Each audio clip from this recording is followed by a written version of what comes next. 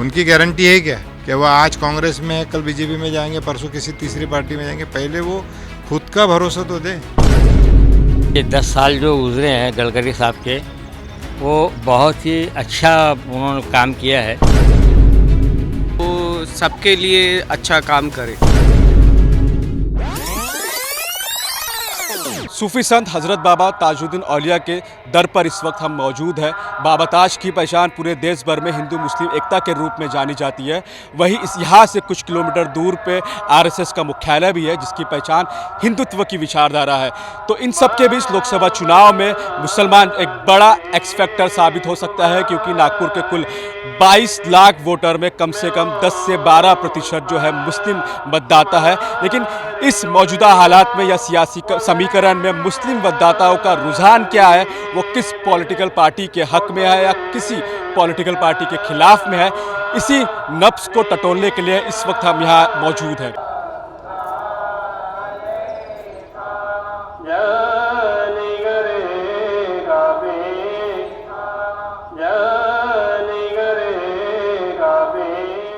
ताजबाग में इस वक्त हम मौजूद हैं और कुछ मुस्लिम धर्म से जुड़े कुछ लोग हमारे साथ मौजूद हैं। सर, समझना चाहेंगे आपसे, पिछले 10 साल नितिन गडकरी कैसे रहे? देखिए, 10 साल जो गुजरे हैं गडकरी साहब के, वो बहुत ही अच्छा उन्होंने काम किया है।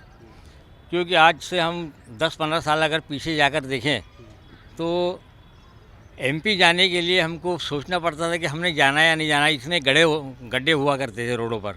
लेकिन आज उनका जब से उन्होंने ये मिनिस्ट्री संभाली है, तो तब से जो है गांव-गांव के रोड उन्होंने सुधारा है। हर बस्ती में सीमेंट रोड कायम है और अच्छे रोड है, बड़े-बड़े हाईवे बनाए हैं। उनका बहुत अच्छा काम रहा है और हम चाहते हैं कि और 10 साल गडकरी साहब ही रहे तो नागपुर की कायाकल्प हो सकती है, ऐसी हमें उम्मीद है। आपको क्या लगता है सर, कैसे रहे 10 साल? किस तरह से देख रहे हैं पूरे 10 सालों को? ये जो 10 साल बीते हैं, ये गडकरी साहब के शासन में नागपुर शहर का तमाम मुसलमान जो भी है आज खुश है। और किसी बात की कोई ऐसी ये नहीं है तकलीफ़ कि गडकरी साहब के रहते हुए कि कोई दूसरा हमको गडकरी साहब की जगह चुनाव के लिए कोई उम्मीदवार हो। तो हम भी ये चाहेंगे कि गडकरी साहब जो है हमेशा रहे और नागपुर शहर का सुधार जो गडकरी साहब के रहते हुए हुआ है, वो नागपुर शहर खुद गवाह देगा कि नागपुर शहर में मुसलमान हो, चाहे हिंदू हो, चाहे कोई भी कौम का आदमी हो, गडकरी साहब की एक इतनी अच्छी प्यारी आदत है कि वो किसी मज़हब को या किसी समाज को नहीं मानते, वो इंसानियत को मानते हैं। जहाँ जो तकलीफ़ होती है, दर्द होता है, उस चीज़ के ऊपर गौर करते हैं। और नागपुर शहर का आज आप अपने खुद देख लीजिए कि नागपुर शहर किस तरीके से डेवलप हो रहा है। मैं आपके पास दोबारा लौट के भी आऊँगा, आप थोड़ा सामने आ जाइए। किस तरह से रहा है आप लोग, खासकर युवा क्या सोचता है भाजपा को लेकर, आरएसएस को लेकर और नितिन गडकरी को लेकर? नहीं, हमारा तो ऐसा मानना है कि जो सबके लिए अच्छा काम करे, जो यंग जनरेशन है अभी की, उनके लिए रोज़गार रहे, अच्छे काम मिले उनको, वो बेरोज़गार ना रहे। यानी पढ़ाई पे भी उनका जो पढ़ाई है एजुकेशन के लिए, वो अच्छा काम करे। आज की जनरेशन के लिए, हमारे लिए तो वही बेहतर है। और जो सब भाईचारा, मोहब्बत, इखलाक बने रहे नागपुर शहर में, जो इनके तरफ से जो पैगाम गया है सरकार ताजुल औलिया की तरफ से, हमारी जितनी भी यंग जनरेशन है और खुदाम दरगाह ट्रस्ट है, या हमारी तरफ से तो यही है कि जो 10 साल रहे या 50 साल रहे, जो अच्छा काम करे, जो रोज़गार दे, जो एजुकेशन लाए, जो अच्छा, यानी कि भेदभाव किसी में ना रखे, प्यार मोहब्बत, हिंदू मुस्लिम बहन भाई में जो आज मोहब्बत है, नागपुर की शान है, जो ताजुल औलिया से वो बने रहे। तो ये मोहब्बत, ये पैगाम, ये अमन बना हुआ है पिछले 10 साल में? बना माशाअल्लाह। ये सरकार ताजुल औलिया का करम है कि नागपुर हिंदुस्तान में नागपुर की सरजमीन ऐसी है जहाँ पर हिंदू मुस्लिम, ये एक बहुत बड़ी मिसाल है सरकार ताजुल औलिया का दरबार, कि यहाँ पर हर मज़हब का इंसान आता है। हिंदू भी आता है, सिख भी आता है, ईसाई भी आता है, मुस्लिम भी आता है, और सब मोहब्बत से, भाईचारे से मिलते हैं, जुलते हैं। यहाँ पर दुआ मांगते हैं, सबकी दुआ कबूल होती है।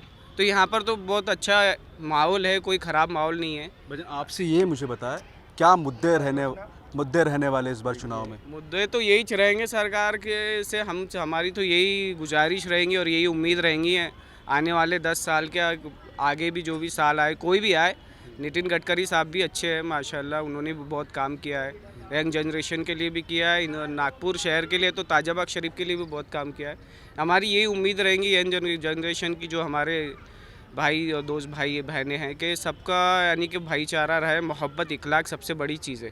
मैं कई मुस्लिम कम्युनिटी में जा गया हूँ, लोगों का ये बोलना है, खासकर ताजबाग को लेकर सौंदर्यीकरण का काम माशाल्लाह नितिन गडकरी साहब ने बहुत अच्छा किया, कि ये कामों से ही समाज के लोग सेटिस्फाई है, इसके अलावा भी कुछ काम करने की उम्मीद थी गडकरी साहब को?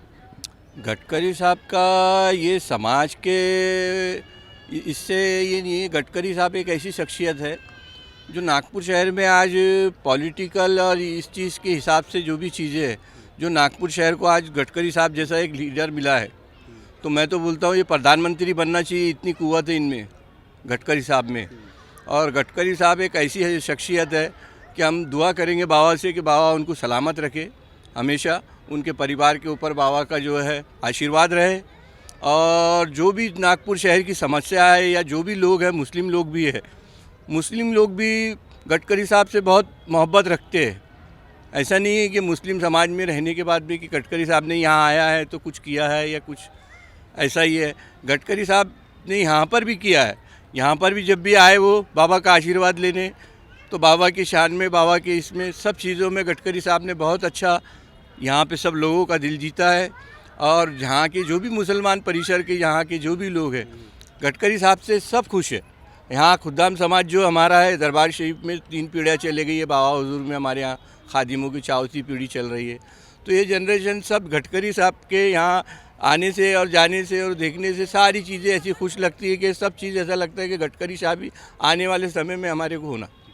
मोदी की गारंटी, हिंदुत्व की विचारधारा या गडकरी का विकास, क्या किस तरह के मुद्दे रहने वाले इस बार? नागपुर शहर में तो गडकरी साहब 100% बिल्कुल चुनकर आने वाले हैं, इसमें तो कोई दो राय नहीं है। नेशनल मीडिया में देखें या यूपी से जो खबरें आती है, मुसलमानों के खिलाफ जो खबरें प्रसारित होती है, सोशल मीडिया में खासकर इसका एक दौर रहता है, इसको देख के मुस्लिम समाज भयभीत नहीं होता? नहीं, भयभीत का तो मुसलमान तो भयभीत होता ही नहीं है, पहली बात समझिए क्या। क्योंकि मुसलमान का ये ईमान है कि वो करबला वालों से ताल्लुक़ रखता है, इसलिए उसको भय वाला तो मामला है ही नहीं, समझिएगा। बहरहाल ये सोशल मीडिया पे जो आजकल जो दे रहे लोग, होता इतना है और उसको बड़ा चढ़ा के बताते हैं, समझे क्या। तो ऐसा कुछ भी नहीं है, माहौल सब अच्छा है।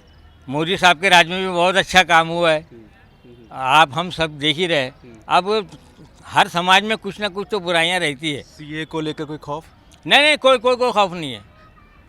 हमारी जो 4वीं पीढ़ी चालू है, हमको काय का खौफ है अभी, समझे क्या। लेकिन देखिए कैसा है, अदर जो विदेश में भी जो है, जैसे अरब कंट्री वगैरह हो गई, वहाँ पर बताखा होता है। तो बताखा बोले तो वहाँ के जो लोकल जो लोग होते हैं, समझे क्या, उनका एक पहचान होती है। और जो हम लोग जैसे हिंदुस्तान के लोग जाते हैं काम के लिए, उनको बताखा दिया जाता है, वो उनकी एक पहचान के लिए होता है। तो इसी तरीके से जो है मुसलमानों की भी एक पहचान के लिए उनको वो दिया जा रहा है, ताकि भाई आगे चलकर उनको कोई तकलीफ ना हो।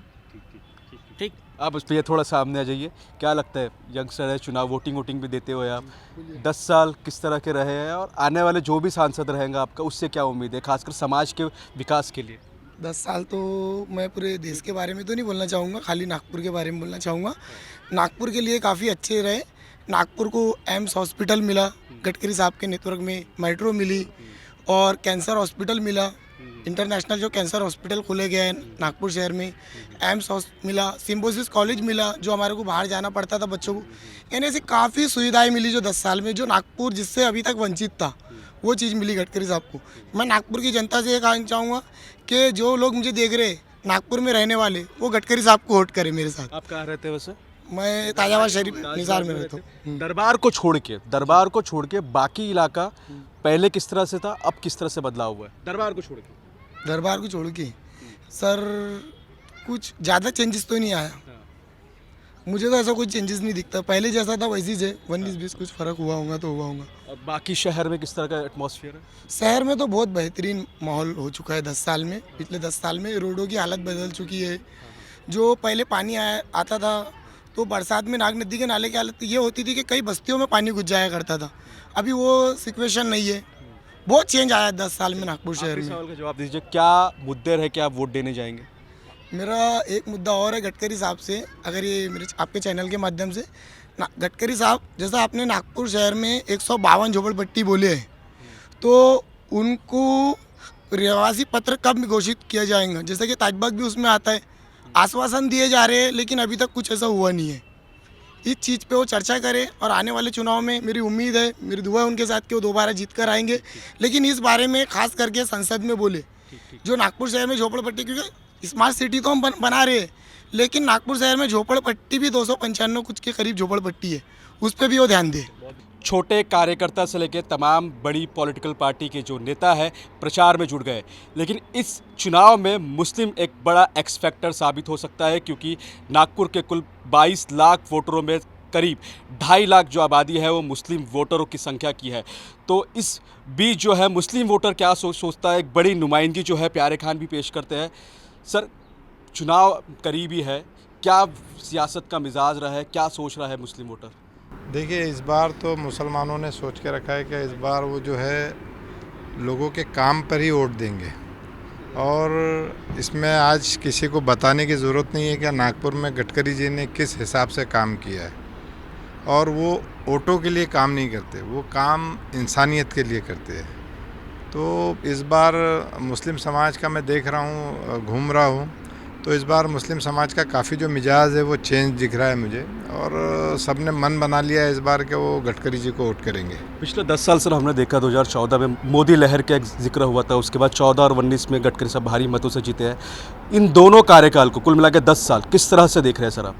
नहीं, देखिए, गडकरी जी का काम उनको जिताता है। गडकरी जी जो है वो जो बोलते हैं कि उनको बैनर पोस्टर लगाने की ज़रूरत नहीं, और काम पे उनका ज़्यादा फोकस रहता। तो देखिए, पिछले 10 साल में अगर 10 साल पहले का अगर हम नागपुर देखें तो कैसा था, और आज का नागपुर देखिए कि जिसमें जहाँ मेट्रो है, अच्छे अच्छे रोड है, बड़े बड़े हॉस्पिटल है, यूनिवर्सिटी है। आज सिम्बोसिस कभी कोई सोच सकता था कि नागपुर में आएगा, एम्स नागपुर में आएगा, उसके बाद आईएम नागपुर में आएगा।